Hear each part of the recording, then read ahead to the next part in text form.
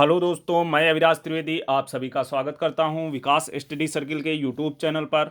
दोस्तों, पिछली बाल विकास की क्लास में हम लोगों ने एक महत्वपूर्ण टॉपिक शिक्षण स्टार्ट किया था, जिसके अंतर्गत मैंने आपको शिक्षण का अर्थ, उसकी परिभाषाएं और शिक्षण के कुछ महत्वपूर्ण सिद्धांतों पर चर्चा की थी। दोस्तों, उसी क्रम को आगे बढ़ाते हुए आज की क्लास में हम लोग महत्वपूर्ण शिक्षण विधियां और शिक्षण सूत्रों के बारे में चर्चा करेंगे। तो दोस्तों, वीडियो को बिना स्किप किए हुए वीडियो के साथ अंत तक जरूर बने रहें और चैनल को अधिक से अधिक सब्सक्राइब करें, वीडियो को लाइक जरूर करें, वीडियो को शेयर करें। चलिए दोस्तों, शुरू करते हैं आज की क्लास शिक्षण विधियां। वैसे तो दोस्तों, शिक्षण विधियों का हम एक स्पेशल वीडियो बना चुके हैं, लेकिन यहाँ भी हम लोग अपने सिलेबस के अकॉर्डिंग चलेंगे और कुछ महत्वपूर्ण शिक्षण विधियां और जो शिक्षण सूत्र हैं उनके बारे में देखेंगे। चलिए दोस्तों, शुरू करते हैं शिक्षण विधियां और उनके जनक। पहली शिक्षण विधि है निगमन आगमन विधि। इसके जनक हैं अरस्तु। निगमन आगमन विधि, इसके जनक कौन है? अरस्तु। एक चीज और दोस्तों यहाँ ध्यान देने वाली है। दोस्तों, जो यहाँ पे निगमन विधि है ये अमनोवैज्ञानिक विधि है। जो निगमन विधि है ये अमनोवैज्ञानिक विधि है। ध्यान रखना इस चीज को, अमनोवैज्ञानिक मनोवैज्ञानिक है। और जो आगमन विधि होती है ये मनोवैज्ञानिक विधि है। ये छोटी सी चीज आप लोग याद रखना। अगली विधि है प्रश्नोत्तर विधि। प्रश्नोत्तर विधि के जनक कौन है? सुकरात। अगली विधि है दोस्तों प्रश्नावली विधि। मोस्ट इंपॉर्टेंट यहाँ पे विधियां हैं, आप लोग जरूर इनको देखिएगा और नोट करिएगा कहीं। प्रश्नावली विधि, इसके जनक हैं वुडवर्थ। आगे बढ़ते हैं। अगली विधि है परियोजना विधि। परियोजना विधि मोस्ट इंपॉर्टेंट है। इसके जनक हैं किलपैट्रिक और जॉन डीवी, लेकिन मूलतः इसके जनक जो हैं वो किलपैट्रिक कहे जाते हैं। अगली विधि है दोस्तों डाल्टन विधि। अगली विधि है डाल्टन विधि। डाल्टन विधि ये आपके रीट परीक्षा में जो लेवल सेकंड का पेपर था वहां पे पूछी जा चुकी है। इसके जनक हैं हेलन पार्कहर्स्ट। Helen Parkhurst. अगली विधि है दोस्तों किंडरगार्टन विधि। किंडरगार्टन विधि, इसके जनक हैं फ्रॉबेल। इस विधि में ध्यान देने वाली एक चीज और है, ये जो विधि है दोस्तों ये सृजनात्मकता और रचनात्मकता का विकास, ये सृजनात्मक और रचनात्मक विधि है, ये भी याद रखना इस विधि के अंतर्गत होता है। और जो इसका फ्रॉबेल ने प्रतिपादन किया, ये किंडरगार्टन विधि नाम कैसे पड़ा देखेंगे। जो गार्डन इसमें है ये विद्यालय है, और जो छात्र हैं, छात्र को फ्रॉबेल ने बोला है अविकसित पौधे, और जो शिक्षक है शिक्षक को माली बताया है। याद रखना, परीक्षाओं में पूछे जा चुके हैं ये क्वेश्चन। जो किंडरगार्टन विधि है ये फ्रॉबेल द्वारा दी गई। फ्रॉबेल ने इसमें जो गार्डन है, गार्डन को फ्रॉबेल ने विद्यालय माना है, और अविकसित पौधे इन्होंने छात्र को बोला है, और माली शिक्षक को बोला है। ये चीज आप लोग याद रखना। अगली विधि है मरिया मांटेसरी विधि। ये दोस्तों मरिया मांटेसरी द्वारा प्रस्तुत की गई, इसके जनक मरिया मांटेसरी जी हैं। और ये विधि जो है ये ज्ञानेंद्रियों आधारित शिक्षा पे है। ये ज्ञानेंद्रियों आधारित शिक्षा पे विधि लागू होती है। अगली विधि है खेल विधि। खेल विधि के इसके जनक कौन है? कार्लवेल कुक। खेल विधि के जनक कौन है दोस्तों? कार्लवेल कुक। अगली विधि आती है खोज या ह्यूरिस्टिक विधि। मोस्ट इंपॉर्टेंट है, डबल टिक कर लीजिएगा। इसके जनक कौन है? आर्मस्ट्रांग। खोज या ह्यूरिस्टिक विधि के जनक कौन है? आर्मस्ट्रांग। अगली विधि दोस्तों आती है हर्बर्ट विधि। इसके जनक कौन है? हर्बर्ट। अगली विधि है दोस्तों संवाद विधि। संवाद विधि के जनक हैं प्लेटो। संवाद विधि के जनक कौन है? प्लेटो। अगली विधि है और मोस्ट इंपॉर्टेंट विधि है दोस्तों बेसिक शिक्षा विधि। बेसिक शिक्षा विधि ये गांधी जी द्वारा दी गई, ये गांधी जी द्वारा प्रस्तुत की गई। और बेसिक शिक्षा विधि को बुनियादी शिक्षा भी बोलते हैं, बुनियादी शिक्षा या हस्तपरक शिक्षा भी बोलते हैं। ये दोनों नाम आप लोग याद रखना। बेसिक शिक्षा विधि ना पूछ के 68,500 में आपके और 69,000 दोनों एग्जाम में बुनियादी शिक्षा किसके द्वारा दी गई, ये क्वेश्चन यहाँ से बना था। तो आप लोग याद रखना, ये बुनियादी शिक्षा या बेसिक शिक्षा विधि गांधी जी द्वारा प्रस्तुत की गई। अगली दोस्तों आती है समाज मिति विधि। अगली समाज मिति विधि है, इसके जनक हैं एस.सी. मोरेन। समाज मिति विधि के जनक हैं एस.सी. मोरेन। अगली दोस्तों विधि है मानसिक उद्वेलन विधि। मानसिक उद्वेलन विधि, इसके जनक हैं एलेक्स ओसबोर्न। एलेक्स ओसबोर्न है। और ये जो विधि है ये सृजनात्मक बालकों के लिए प्रस्तुत की, इन्होंने सृजनात्मक बालकों के लिए प्रस्तुत की गई ये मानसिक उद्वेलन विधि। अगली विधि है दोस्तों पर्यटन विधि। पर्यटन विधि भी इंपॉर्टेंट है आपकी। इसके जनक हैं पेस्टोलॉजी। पर्यटन विधि के जनक कौन है? पेस्टोलॉजी। अगली विधि दोस्तों आती है समस्या समाधान विधि। समस्या समाधान विधि, इसके जनक कौन है? सुकरात। समस्या समाधान विधि के जनक कौन है? सुकरात। आगे देखते हैं, अगली विधि है अभिक्रमित अनुदेशन विधि। अभिक्रमित अनुदेशन विधि ये स्किनर द्वारा प्रस्तुत की गई।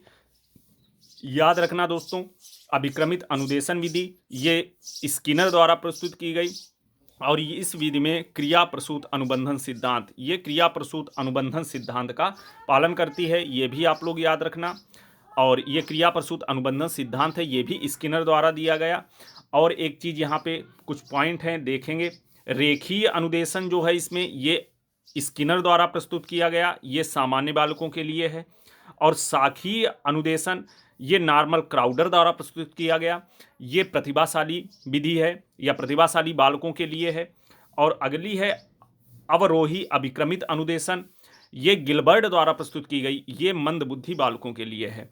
ये तीनों चीज़ें आप लोग दोस्तों याद रखना कि रेखीय अनुदेशन ये स्किनर द्वारा प्रस्तुत की गई और ये सामान्य बालकों के लिए है, और साखीय अनुदेशन ये नॉर्मल क्राउडर द्वारा प्रस्तुत की गई, ये प्रतिभाशाली बालकों के लिए है। और अगली है अवरोही अभिक्रमित अनुदेशन, ये थॉमस गिलबर्ट द्वारा प्रस्तुत की गई, ये मंदबुद्धि बालकों के लिए है।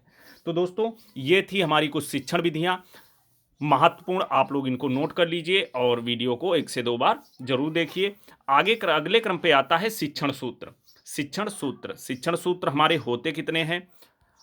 मूलतया शिक्षण सूत्रों की संख्या होती है 11। कितने? 11।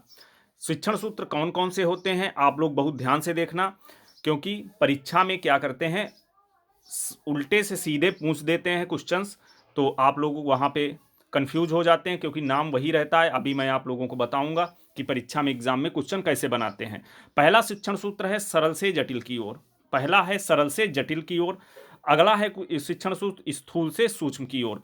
परीक्षा में क्वेश्चन कैसे बनाते हैं आप लोगों को भ्रमित करने के लिए कि निम्नलिखित में से कौन सा शिक्षण सूत्र है, तो उसको लिखेंगे पहला ऑप्शन लिख देंगे सूक्ष्म से स्थूल की ओर, अगला लिख देंगे जटिल से सरल की ओर, अगला लिख देंगे अमूर्त से मूर्त की ओर, और अगला लिखेंगे चौथा पूर्ण से अंश की ओर। तो दोस्तों आप लोग ये चीज याद रखना कि जटिल से सरल की ओर कोई शिक्षण सूत्र नहीं होता, सरल से जटिल की ओर शिक्षण सूत्र होता है। कभी भी जो इसका क्रम है आप उसी क्रम में इनको याद रखना। क्यों 3 ऑप्शन आपके ये गलत होंगे, ये उल्टे ही लिख के देते हैं हमेशा, और एक पूर्ण से अंश की ओर, जैसे मैंने आपको अभी चौथे ऑप्शन में बताया, तो वो राइट आंसर होगा। तो आप लोग इसमें जो इसका सही क्रम हो आप लोग वही याद रखना, कंफ्यूज ना होना। तो अगला शिक्षण सूत्र आता है हमारा मूर्त से अमूर्त की ओर, ये तीसरा शिक्षण सूत्र है। अगला आता है पूर्ण से अंश की ओर। जो दोस्तों ये पूर्ण से अंश की ओर शिक्षण सूत्र है, ये गेस्टाल्टवादियों द्वारा दिया गया, ये भी याद रखना, मोस्ट इंपॉर्टेंट है। पूर्ण से अंश शिक्षण सूत्र ये गेस्टाल्टवादियों द्वारा दिया गया, और जो ये स्थूल से सूक्ष्म की ओर शिक्षण सूत्र है ये हर्बर्ट की पंचपदीय प्रणाली से संबंधित है। याद रखना दोस्तों, छोटी चीज है, बहुत इंपॉर्टेंट है। ये जो स्थूल से सूक्ष्म की ओर शिक्षण सूत्र है ये हर्बर्ट की पंचपदीय प्रणाली द्वारा प्रस्तुत किया गया, और ये पूर्ण से अंश की ओर शिक्षण सूत्र ये गेस्टाल्टवादियों द्वारा दिया गया। और गेस्टाल्टवादी हैं कौन कौन आपके? कोहलर, कोल्फा, वर्दीमन और कुर्ट लेविन, ये गेस्टाल्टवादी हैं। आगे बढ़ते हैं, अगला शिक्षण सूत्र है ज्ञात से अज्ञात की ओर। अगला शिक्षण सूत्र है ज्ञात से अज्ञात की ओर। अगला शिक्षण सूत्र है दोस्तों अनिश्चित से निश्चित की ओर। ध्यान रखना, निश्चित से निश्चित नहीं, अनिश्चित से निश्चित की ओर अगला शिक्षण सूत्र है। अगला है प्रत्यक्ष से अप्रत्यक्ष की ओर, ये शिक्षण सूत्र है। अगला शिक्षण सूत्र है दोस्तों विशिष्ट से सामान्य की ओर।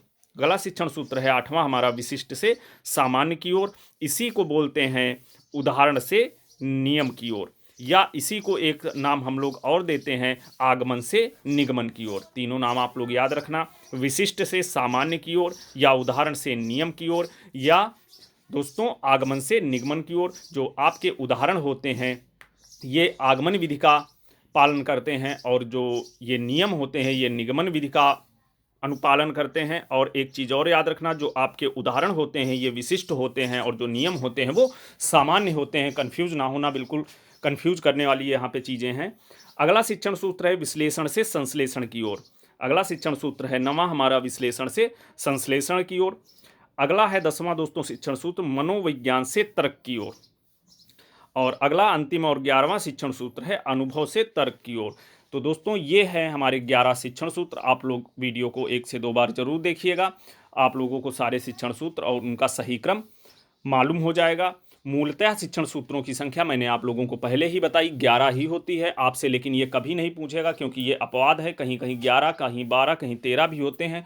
तो कभी भी ऐसे अपवाद वाले क्वेश्चन नहीं आपसे पूछेगा, लेकिन आप लोग अपने नॉलेज के लिए ध्यान रखिए कि शिक्षण सूत्रों की मूलतः संख्या 11 ही होती है, लेकिन बहुत से मनोवैज्ञानिकों द्वारा ये 12 और 13 भी बताई गई है। आगे देखते हैं, अगला है प्रकृति का अनुसरण करना। ये भी एक हमारा शिक्षण सूत्र है, लेकिन इसको हम लोग शिक्षण सूत्रों की संख्या में काउंट नहीं करते हैं। प्रकृति का अनुसरण करना, इसके अंतर्गत क्या आता है देखेंगे। एनसीएफ 2005 ने प्रकृति को ध्यान में रखकर शिक्षण कार्य करने पर बल दिया। यही हमारा शिक्षण सूत्र प्रकृति का अनुसरण करना कहलाता है। ये एनसीएफ 2005 है, इसने बताया है कि प्रकृति को ध्यान में रखकर ही शिक्षण कार्य करने पर बल दिया। यही होता है हमारा प्रकृति का अनुसरण करना। अगला है स्वाध्याय को बढ़ावा। स्वाध्याय को बढ़ावा, इसमें क्या है, एनसीएफ 2005 ने ज़्यादा से ज़्यादा करके सीखने पर बल दिया। इसी को बोलते हैं स्वाध्याय को बढ़ावा। आगे देखते हैं दोस्तों, नोट में एक चीज़ लिखी है, उसको ध्यान देंगे। ये सभी शिक्षण सूत्र आगमन विधि का पालन करते हैं, क्योंकि आगमन विधि को मनोवैज्ञानिक विधि, आगमन विधि मनोवैज्ञानिक विधि है। मैंने अभी आपको शिक्षण विधियां बताई, वहाँ पे मैंने आप लोगों को बताया कि जो आगमन विधि है आपकी ये मनोवैज्ञानिक विधि है, और जो निगमन विधि है ये अमनोवैज्ञानिक विधि है, और जो ये इतने भी सारे शिक्षण सूत्र हैं ये सारे के सारे आगमन विधि का पालन करते हैं। तो दोस्तों ये थी आज की हमारी क्लास। आप लोग वीडियो को 1 से 2 बार ज़रूर देखिए। इस क्लास से आप लोगों की परीक्षाओं में 1 से 2 नंबर के क्वेश्चन बन सकते हैं।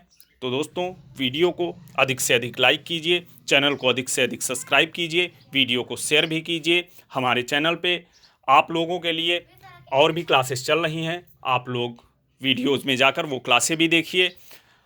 दोस्तों मिलते हैं अपनी अगली क्लास में, तब तक के लिए जय हिंद।